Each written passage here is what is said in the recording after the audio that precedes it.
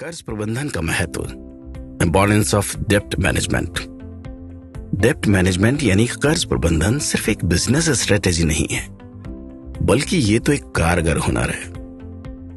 हर साल हजारों व्यवसाय बंद हो जाते हैं। इसकी वजह अलग अलग हो सकती हैं, लेकिन अक्सर एक वजह बिल्कुल सामने दिखाई देती है, और वो है खराब कर्ज प्रबंधन। किसी भी कर्ज को चुकाने की एक कीमत तय होती है। अगर आप भविष्य में अपने मुनाफे से उस कर्ज को नहीं चुका पाते, तो समझ लीजिए कि आपका व्यापार खतरे में है।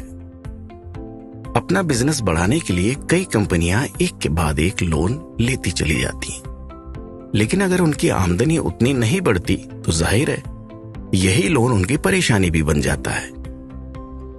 तो फिर सही तरीका क्या है? यूं कहें तो सप्लाई चेन फाइनेंस यानी SCF का तरीका।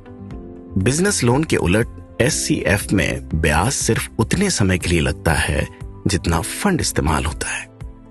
इसका अर्थ यह हुआ कि कम ब्याज खर्च और उचित कार्यशील पूंजी यानी एफिशिएंट वर्किंग कैपिटल।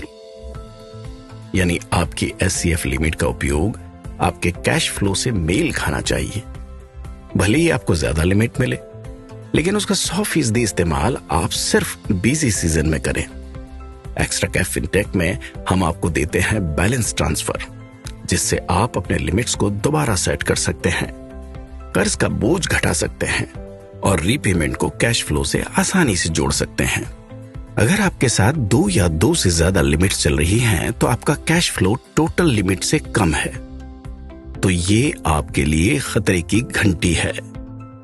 क्योंकि आपका कैश फ्लो लिमिट से कम है, ये आपको डिफॉल्ट की तरफ ले जाती है। इससे आपका सिबिल स्कोर और व्यापार दोनों प्रभावित होंगे। SCF एक गोल्डन गूज की तरह है, यानी सोने का अंडा देने वाली मुर्गी, जो आपको हर दिन कार्यशील पूंजी देती है। इसलिए गोल्डन गूज को कभी खत्म करने की कोशिश मत कीजिए।